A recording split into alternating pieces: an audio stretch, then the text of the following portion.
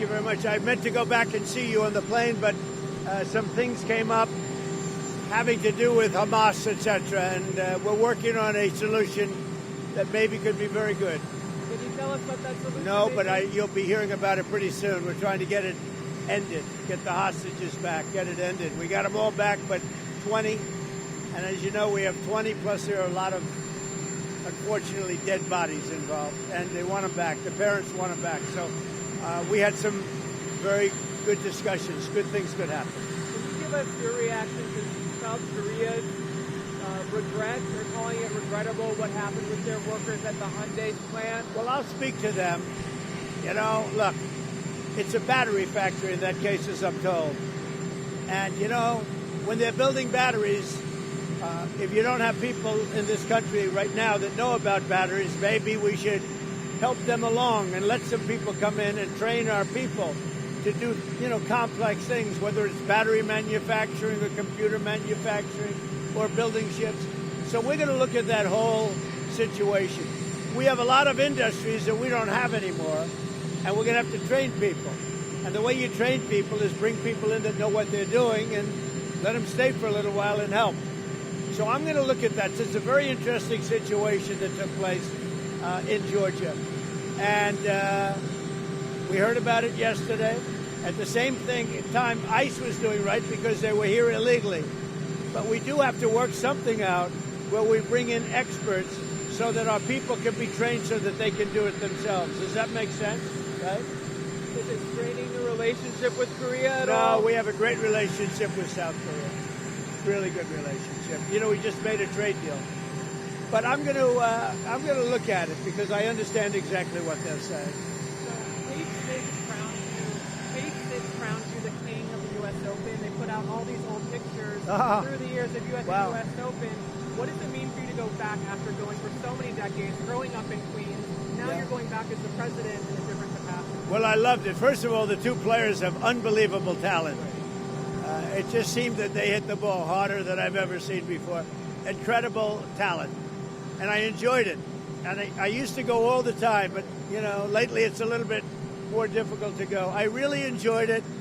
They were really nice. The fans were really nice. I didn't know what to expect.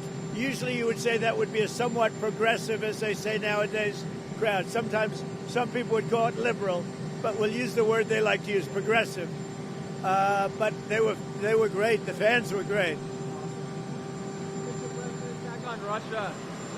Russia had a pretty big attack on Ukraine over the weekend. I know all about it. You have always said how good your relationship is with President Putin, but he's not really giving you anything that you want. Is that making you less trustful of him? Well, nobody was tougher in Russia than me. That has to do with the pipeline, as you know, Nord Stream 2 and lots of other things. But I'm not happy. I'm not happy. I'm not happy about the whole situation. You know, it's interesting. It doesn't affect us because it's not our soldiers. But they're losing now. I used to tell you 5,000. They're losing 7,000 between Ukraine and Russia, 7,000 soldiers every single week. It's such a horrible waste of humanity. So, no, I am not thrilled with what's happening there, I will tell you. I think it's going to get settled. So I settled 7 wars. This, I would have said, would have been maybe the easiest one to settle of all. But with war, you never know what you're getting. But we're going to get it, I believe we're going to get it settled. But I am not happy with them. I'm not happy with anything having to do with that war. It's just such a waste of great humanity. The greatest obstacle to a peace deal in Ukraine? Say it? As of right now, what do you think is the greatest obstacle to a peace deal? Well, we're going to see. I mean, we have some very interesting discussions. You know, Europe, certain European leaders are coming over to our country on Monday or Tuesday, and individually. And I think we're going to get that settled. I think we're going to get it settled. We have to. You can't lose. You know, when they're losing 5,000 to 7,000 soldiers a week for no reason, you have to get it settled. Of all of the wars, whether it's the Congo and Rwanda, they said it was impossible to settle. You look at every one of it. I mean, every one of these wars were impossible. I got every one of them settled, 7 of them. 7. This was the one I really thought would be the easiest. but it's not. But I think it's going to get settled. So there was some reporting in Axios that in the last 3 months of the Biden administration, they did about 4,000 pardons. The chief of staff's assistant was sending emails to pardon his own family members. Are you still interested in getting to the bottom of the Autopen scandal? Well, I think the Autopen is one of the great scandals of our time. The Autopen was our president, or to put it a different way, whoever operated the Autopen was our president. It's not allowed. It's just not allowed. And they gave a pardon to the Unselect Committee after the Unselect Committee realized that that whole situation was a hoax and it was all their fault, including Nancy Pelosi turning down security and all, turning down soldiers. It all came out bad for them. They burned everything. They got rid of everything. There's absolutely nothing there. It's all gone. And that was based on an Autopen. They gave those members of Congress that were on the Unselect Committee, they gave them pardons. What do you think? So I think it's a tremendous scandal. What do you think the media would say if you pardoned your case your last day in office via an Autopen? Don't you think the media would go? Well, I think it would have been a big story. Would have been. I like this guy.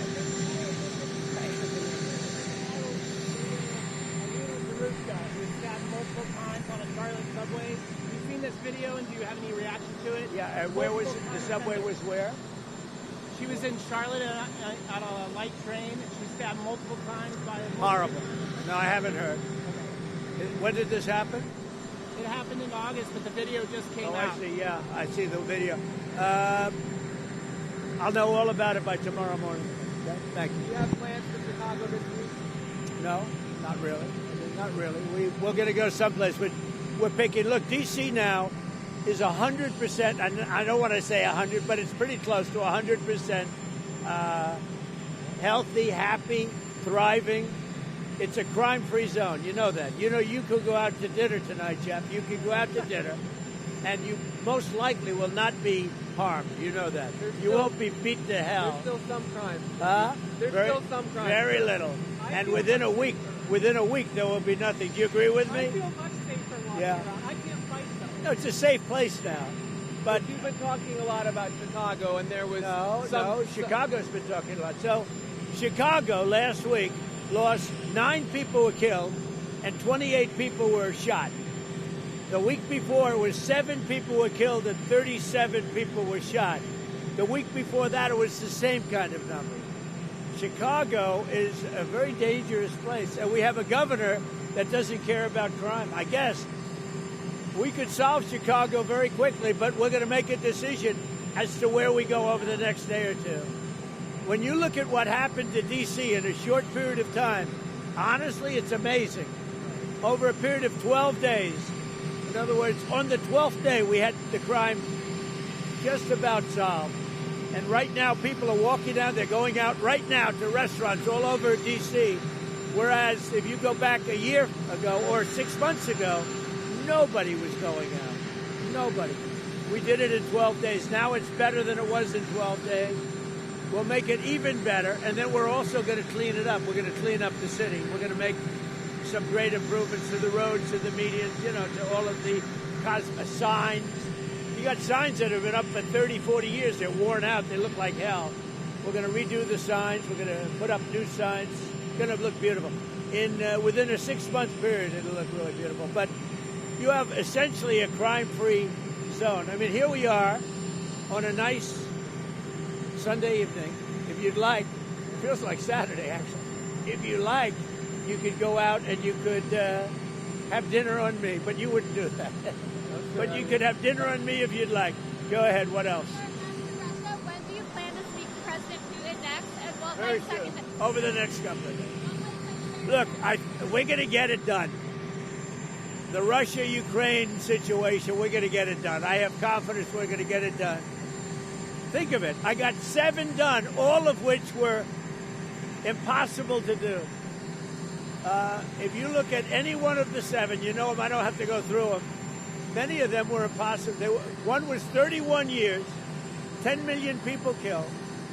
One was 34 years with 8 million people killed. How about the Congo? They lost 9 million people, and it went on for years with Rwanda. All settled. Everybody happy. The one that I thought would have been, for me, the easiest, because of Putin, I thought that would have been, it's not turned out that way, but we're going to get it settled. You brought him in to discuss the Gaza issue and help make peace in Gaza. What's some of the advice he's giving to you, and why did you bring him back in to work on this deal? I think we're going to have a deal on Gaza very soon. It's a hell of a problem. What gives you Again, that it's a optimism? problem we want to solve for the Middle East, for Israel, for everybody. But it's a problem we're going to get done. So they have hostages. It could be a little bit less than 20 because they tend to die, right? They tend to die. Even though they're young people largely, they're dying. Young people don't die. Young people stay alive. But with this whole thing, they tend to die. But we have, let's say, 20 people, and we have about 38 bodies. Bodies, meaning bodies. Are you confident you can get them all released? Yeah, I think so. I think we're going to get them all. Did you see the turnover of the Japanese prime minister stepping down? Do you have any reaction to that? No, I was surprised because I knew him, I liked him, and he's just now stepping down. A little bit surprised. I found him to be a very nice man, actually. We dealt very well together. Mr. President, the price of beef continues to rise and other items keep going up. Is there any way to address the cost of beef? Yeah, once it kicks in, once our policies kick in, the price of beef will be going down, just like the price of eggs went down and the price of a lot of other grocery items went down. Beef will go down. It'll all go down. Energy has gone way down. The price of gasoline has gone really, I think you'll be hitting $2 very soon. And it was $4.50 a little while ago. So energy's gone way down. That brings everything else with it. But beef has gone, as you know, for other reasons. The price of beef has gone up a little bit. It'll be coming down. Before you went to Alaska, in the Oval Office, you said that the First Lady expressed she wasn't too enamored with Putin. You said you came home, you said you spoke to Putin. She said, well, I heard he just blew up a village today. Has she expressed anything since you've come back? No, the First Lady actually got along great with Putin, right, as I did. But, we're disappointed. Both of us are disappointed that this ridiculous war continues. Are you proud to see her sending the letter that she sent? Yeah, she is, and she's felt very strongly about the children. Yeah, feels very badly about it. Thank you, everybody. Thank you. Do you have plans to go to Japan and South Korea this fall? What does that mean? Or do you have plans to go to South Korea? Maybe. We'll see. But it's going to be very interesting what comes out. I think we may have learned something, because when they come here and there's nobody that can do what they're supposed to be doing, and they bring people, those people can also teach our people. It's complicated stuff. And something very interesting could come out of that. Thank you, everybody.